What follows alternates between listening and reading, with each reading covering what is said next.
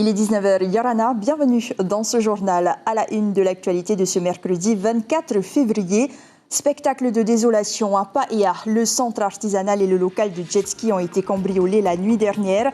Des objets pour une valeur totale de 500 000 francs et de l'argent en liquide ont aussi été dérobés. Contrairement à la croyance populaire, non, les ralentisseurs installés sur les routes polynésiennes ne sont ni trop hauts ni mal situés. Si beaucoup de ces équipements dérangent, il y a bien une réglementation qui légifère leurs installations. Les explications dans ce journal. En Nouvelle-Zélande, la population circule librement aujourd'hui et sans masque grâce à une gestion parfaite de la crise sanitaire. Parmi elles, des Tahitiens, ils nous partagent leur bonheur dans cette édition. Un dossier exclusif est à suivre dans un instant. Et nous parlerons aussi des vaccins, notamment avec le docteur Didier Bandou. Il répondra aux questions des internautes, comme chaque mercredi sur La Première. Une trentaine d'enfants a enfourché un vélo à l'occasion d'une journée découverte qui s'inscrit dans une logique de promotion du cyclisme, de recrutement de jeunes licenciés et permettre la mise en avant du savoir-faire des clubs. Des bijoux, des sculptures de pierre ou de bois, c'est ce qui a été dérobé hier soir au centre d'exposition artisanale de Mara. Je me sens très mal car ce sont les produits de mes mamas qui sont partis, a déclaré dépitée la présidente de la fédération Rima'i Manuura. Autrement dit, le fruit de leur travail est donc un énorme manque à gagner pour ces professionnels déjà impactés par la crise. David Chang, Mirko Vanfou. À mon avis, ils sont venus ici, ils ont forcé la gouttière où il y a les galets du rideau. Ils ont forcé, ils ont dégagé le rideau. Et ensuite, comme il n'est plus tenu par les crochets, ils n'ont plus qu'à lever un petit peu et sont rentrés dedans. Des centaines de colliers, des petites sculptures disparues en l'espace d'une nuit. Une valeur totale estimée entre 300 et 500 000 francs. Je me sens très mal justement parce que là, ce sont les produits de mes mamans qui sont partis. Et justement, avec ce variant-là, il n'y a pas de touristes aussi. Je me sens très mal, très mal, très mal. Il y aurait eu 2 cambrioleurs au moins, des personnes qui manifestement savaient ce qu'elles cherchaient. Tout ce qui est en nacre avec des perles, des bracelets, des pendentifs, tout a été pillé. Le fond de caisse qui contenait 21 000 francs a été retrouvé vide de l'autre côté de la route, à proximité d'une pioche qui aurait servi à forcer le rideau de fer du Faré, ainsi que ce cabanon de location de jet ski. C'est pénible, parce qu'avec le fisson, il essaye quand même de s'en sortir, et s'il y a des choses en plus comme ça qui se passent, ça fait tomber un peu le moral, quoi. Les empreintes récoltées vont être envoyées au registre national pour comparaison. Une enquête de voisinage va également être menée entre écoles et instituts médico-éducatifs. La gendarmerie de Paia a compté 6 cambriolages dans la commune depuis le début de l'année. La fédération d'exposants qui regroupe 10 associations de la commune souhaite que les locaux soient équipés de caméras de surveillance. Et à Raiatea, le pêcheur que l'on pensait disparu avait tout simplement changé de zone de pêche. Il est 10h30 ce matin lorsque des agents municipaux alertent les secours en pensant que l'homme s'était noyé après avoir vu son bac à poissons dériver. Un important dispositif est alors mis en place. 2 bateaux, des pompiers et des gendarmes sont déployés pour effectuer les recherches, aidés par des bénévoles. 1 heure après, le pêcheur est réapparu. Les ralentisseurs et les coussins berlinois sont-ils légaux en Polynésie? Une question qui se pose lorsque la Cour administrative d'appel de Lyon impose aux communes la destruction de ces équipements routiers de plus de 10 cm de hauteur. Une décision qui intervient après 3 ans de bataille juridique entre une association et le maire d'une petite commune française. Sur le territoire, la réglementation, même vieille de 35 ans, s'applique. Aucun dodane ne dépasse 10 cm de hauteur, du moins sur les routes territoriales. Chiquita Darouzès et Sandroli. C'est une bonne idée, mais des fois c'est un peu trop haut, tu vois, donc ça peut abîmer la voiture. Mais bon, il faut rouler doucement. Les dodanes ne sont pas toujours vus d'un bon œil par les usagers de la route. Trop haut, trop abrupt, les conducteurs de 2 roues sont les premières victimes. C'est pas trop dangereux pour vous, les scooters? Si, ouais, c'est dangereux aussi. Vas-y, explique-nous un peu. C'est quoi? C'est quand tu roules vite, tu vois. Après, Ça a décollé les scooters en fait, tu vois. Et cela ne risque pas de changer car la jurisprudence qui s'applique en France, obligeant les communes à uniformiser les dodanes, n'est pas valable en Polynésie. Le code de la route polynésien datant de 1986 fixe 2 types de dodanes, celui en forme circulaire ou en forme trapézoïdale. Toujours 10 cm de hauteur et 4 mètres de long. Et attention, l'installation des ralentisseurs passe obligatoirement par les mairies. On fait d'abord une enquête sur place pour savoir si vraiment il y a une nécessité. Maintenant, est-ce que ce n'est pas le caprice seulement d'une personne ou c'est vraiment une nécessité pour tous les gens qui vivent de cette servitude? Voilà comment ça se passe. Et ensuite, il y a des réglementations, on n'installe pas n'importe comment. Il y a des distances, on ne peut pas aussi mettre les uns derrière les autres. Il y a des distances à respecter. C'est là après qu'on met en place, on prend un arrêté, on met en place les ralentisseurs. Ces coussins berlinois low cost en caoutchouc de 3 mètres sur 1,80 m sont aussi pointés du doigt par les automobilistes. Ils ont fait leur apparition il y a quelques années en Polynésie, mais en France, cela fait longtemps qu'ils sont dans le viseur de la justice puisqu'ils ont causé plusieurs accidents. Effectivement, entre ce pont-là et celui d'après, il y a que des dodanes. Bon, après, je pense que ça aide c'est censé aider à ralentir, mais il y en a parce qu'il y en a qui évitent. Ils vont sur les côtés, donc ça aide pas. On risque aussi d'accident, là. Je sais pas, mais ils auraient dû mettre ailleurs que ici, quoi. Faut-il pour autant démolir les ralentisseurs illégaux ou supprimer les coussins berlinois? La direction des transports terrestres rassure, le code de la route polynésien peut encore évoluer. Notre ministère de tutelle nous a demandé de pouvoir travailler sur un élargissement des solutions qui pourraient être offertes aux gestionnaires de voirie. Il s'agit maintenant de savoir qu'est-ce qui est adapté au mieux à la Polynésie française pour pouvoir l'inscrire dans notre code de la route et permettre de trouver d'autres solutions alternatives. Du côté de la commune de Fa'a, on affirme déjà que les dodanes abruptes existant encore dans les servitudes vont disparaître au fur et à mesure des travaux de voirie. Les chiffres de la Covid-19 stagnent. La Polynésie compte un nouveau décès depuis hier, le deuxième de la semaine. Le nombre de malades hospitalisés est de 10, dont 5 en réanimation. Et alors que nous subissons la fermeture des frontières et que la campagne de vaccination traîne, chez nos voisins néo-zélandais, elle démarre cette semaine. Grâce à ces mesures drastiques pour éviter la propagation du virus, sur place, les habitants néo-zélandais comme tahitiens expatriés se disent aujourd'hui heureux et chanceux, malgré pour eux aussi un secteur touristique en souffrance. Ils nous livrent leur recette de l'optimisme. C'est le dossier de la rédaction. Il est signé Lucille Guichet-Tirao et notre correspondante Yamin Toun.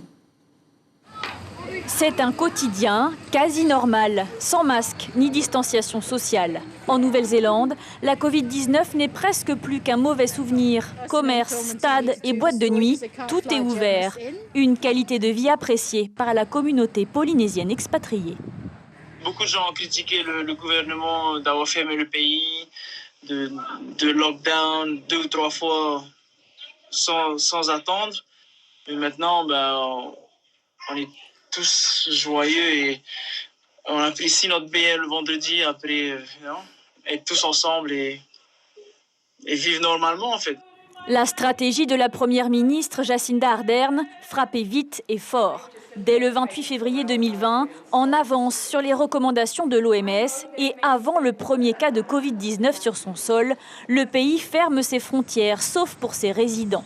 À la clé, une quatorzaine stricte dans les hôtels, aux frais des voyageurs. On vit vraiment dans un rêve ici. Bien sûr, sur le total de la population, il y a quand même, je crois qu'il y a quand même un pourcentage de personnes que ça affecte niveau travail, s'ils travaillent dans le tourisme. Mais par exemple, moi, avec 2 compagnies qui sont en hibernation reliées au tourisme, je suis quand même très content d'être ici. Sur ces images amateurs, Kim Keromen-Teahui filme son quotidien d'étudiante à Auckland. Ça ne me gênait pas de rester en Nouvelle-Zélande, mais c'était surtout, mes parents, en fait, ils avaient l'habitude de venir me voir à peu près tous les 6 mois, me rendre visite. Et donc, maintenant, ça va faire 1 an et quelques mois que je ne les ai pas vus avec ma petite sœur. Donc, ça a vraiment été dur. Sur les larges plages du nord du pays, habituellement très touristiques, les Néo-Zélandais prennent possession des lieux. Ils investissent dans les équipements de loisirs, mais aussi les propriétés. Les prix de l'immobilier ont presque doublé. Lors de la période Covid, lorsque cela a commencé il y a 10 mois, 100 000 Néo-Zélandais sont revenus dans le pays et ils ont cherché des maisons à travers le pays. La population n'a subi qu'un grand confinement de 6 semaines en avril 2020. Depuis, le pays mise sur le tourisme local. Il y a quelques touristes pré-Covid que je croise. Ils pourraient rentrer chez eux, mais ils ne veulent pas. La situation en Europe est catastrophique. Nous n'avons pas été affectés par le virus en Nouvelle-Zélande. D'ailleurs, je ne connais personne qui l'a eu. C'est très bien. Jacinda Ardern a fait du bon travail. Pour l'heure, la Nouvelle-Zélande ne déplore que 26 décès liés à la Covid-19. Le pays au long nuage blanc vient d'être désigné meilleur élève au monde pour sa gestion de la crise sanitaire.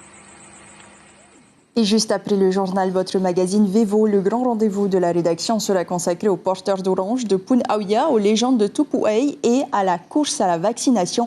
Le vaccin contre la Covid-19 déchaîne les passions et le gouvernement joue la montre pour relancer son économie exsangue.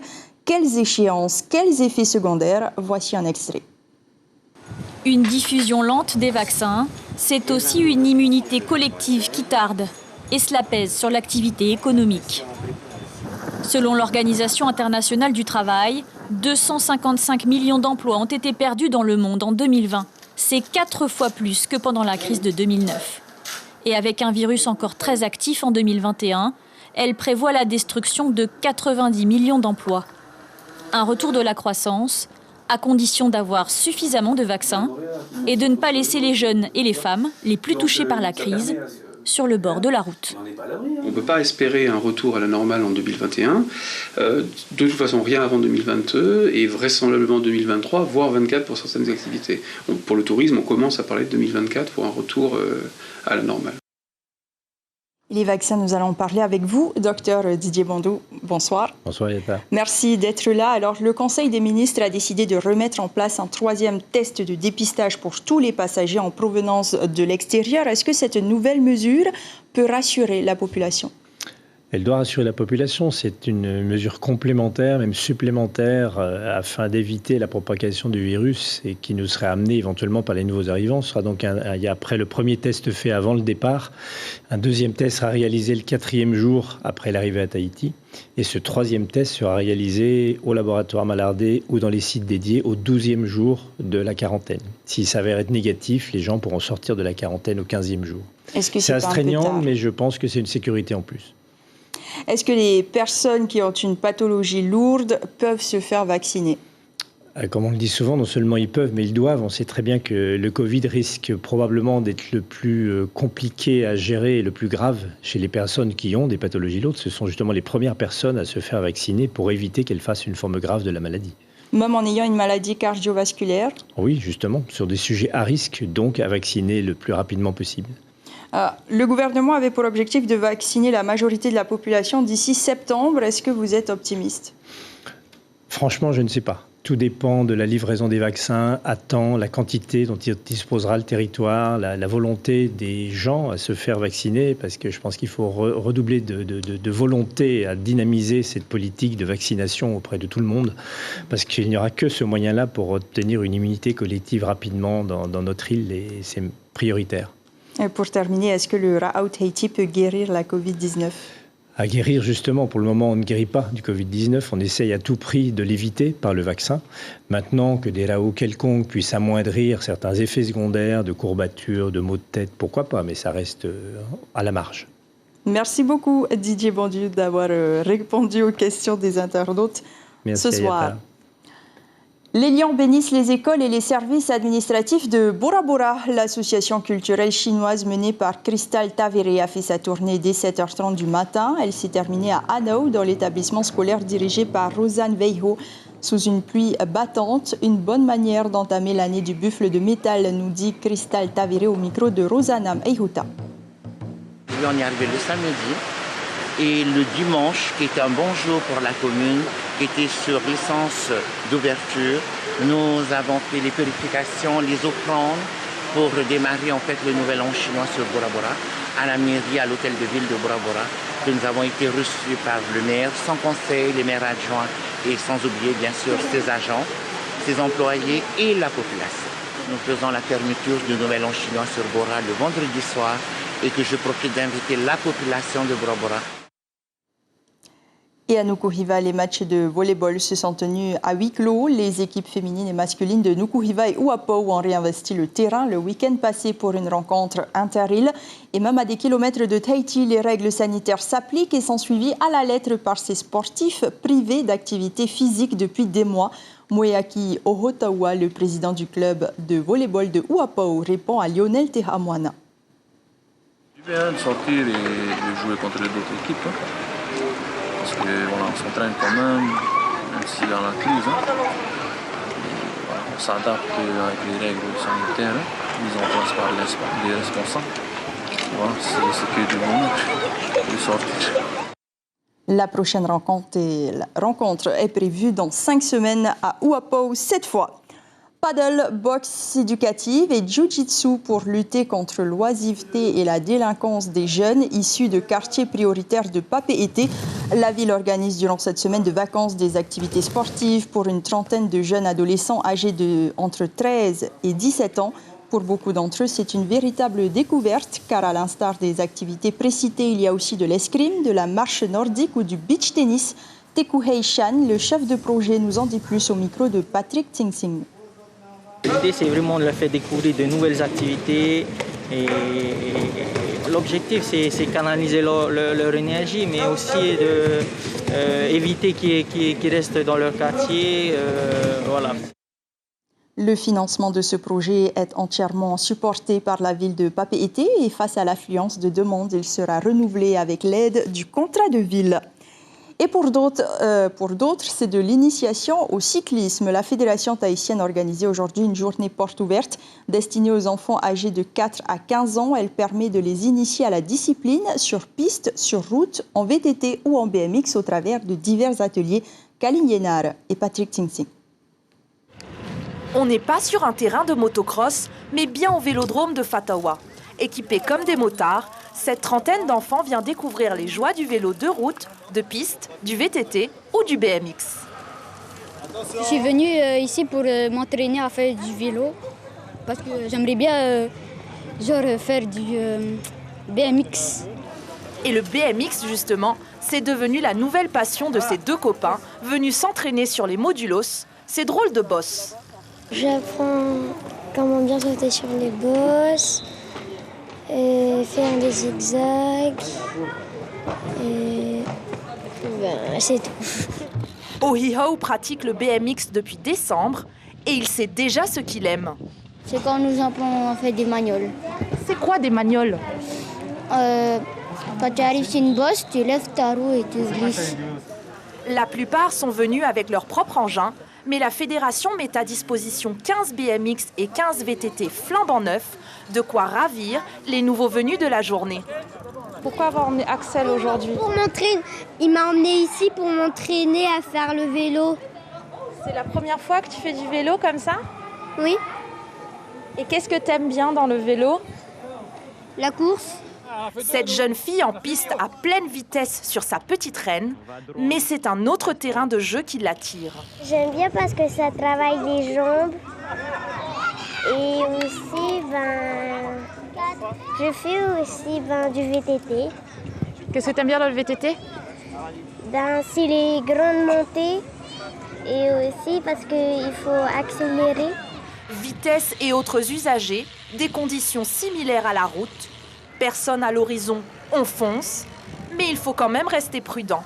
Et les enfants apprennent le respect des règles pour garantir la sécurité de tous. Et là, le but, c'était vraiment de la découverte du vélo et quelques notions de pilotage, de notions de freinage, pour qu'ils puissent se familiariser avec le vélo. Et puis surtout, les sensibiliser à la sécurité routière, parce que malheureusement, il y a toujours des accidents et c'est au plus jeune âge qu'il faut commencer.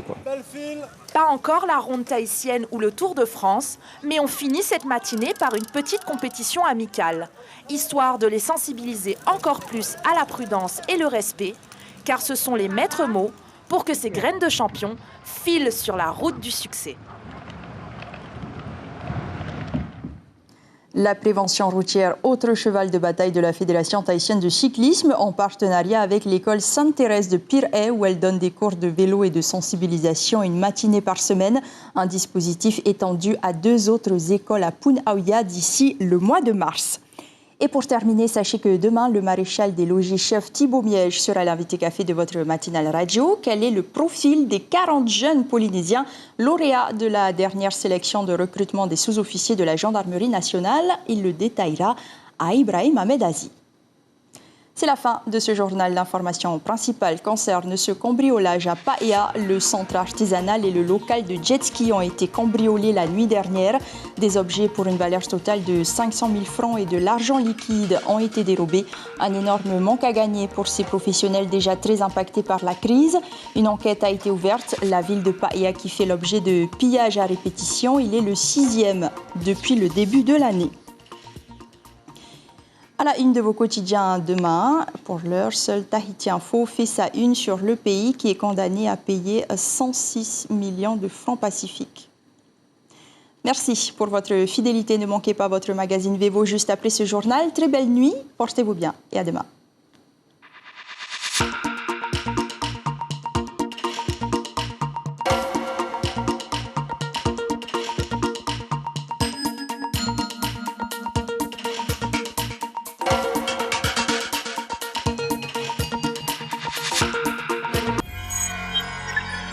Retrouvez ce programme en replay sur notre site internet